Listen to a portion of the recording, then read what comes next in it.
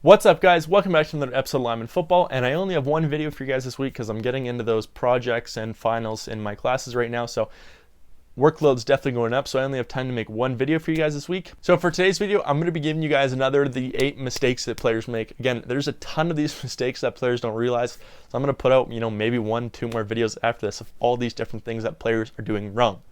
And again, the more I do these, the more pissed off I get, so I only have the patience to do 8 at a time.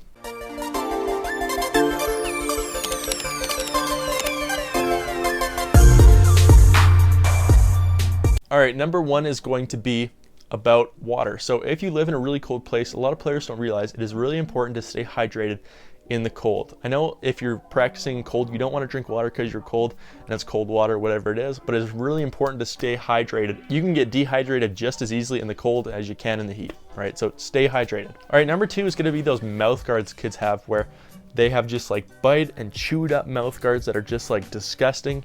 And the one pattern I've always noticed is the kids with the really chewed up mouth guards are the $1 mouth guards they get from their team. And that's because they're uncomfortable, they don't fit perfect, the boil and bite's okay on them, right? And so they don't fit properly and you end up chewing on them. Everyone I've noticed, as soon as they switch over to like a Sisu or a custom mouth guard, you stop chewing on it because it fits so perfect inside your mouth, you don't even notice it and the chewing stops. All right, the next is gonna be from a coach's perspective. So one is going to be asking to switch positions. There's no worse thing when you have a kid, you see them developing in a position, they're finally starting to get it, and then they realize, they don't think they're getting it quick enough, and then they decide they want to come to you and say, I want to switch positions. Most of the times that doesn't fly with a coach. We can usually pick out quite well at the start of the year where some people are going to go, and if we need to shift them around, we shift them around. Now, if you go play for a separate team and they put you a different position and you thought you were really thriving at that, at the start of the next season for that other team, be like, hey, we probably realized that you were playing good at that other position, we might put you there this year.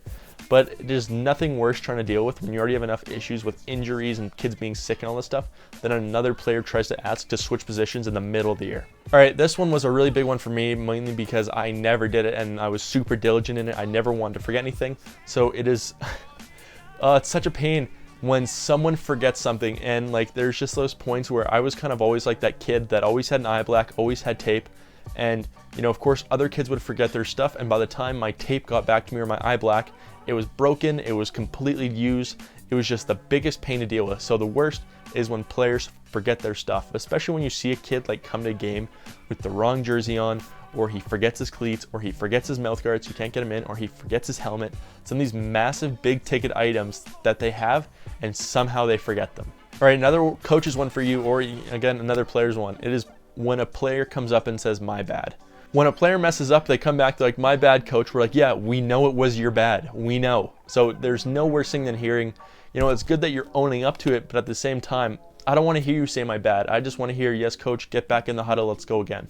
This one, I still do not understand how it's happened. So how do players forget to go on the field during a game? You see it every single game when you're short one man on the field, and then you hear, you're yelling out punt return, and then you see one kid running on the field as fast as he can. How do players forget what kind of special teams or offense or defense they're on? And how are they not watching the game enough to the point where they don't realize it? Like, how are kids just kind of hanging out in the background, not understanding? I've never understood that, so a massive mistake is when you forget to go on the field. All right, the next one is going to be sitting out practice for a dumb injury.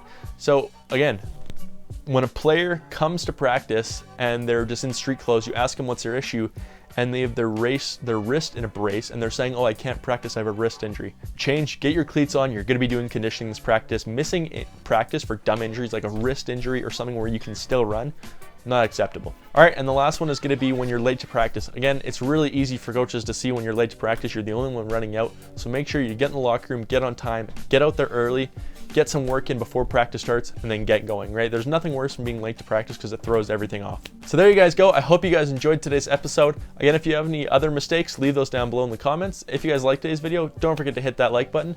Again, I hope you guys enjoyed today's video, and as always, thanks.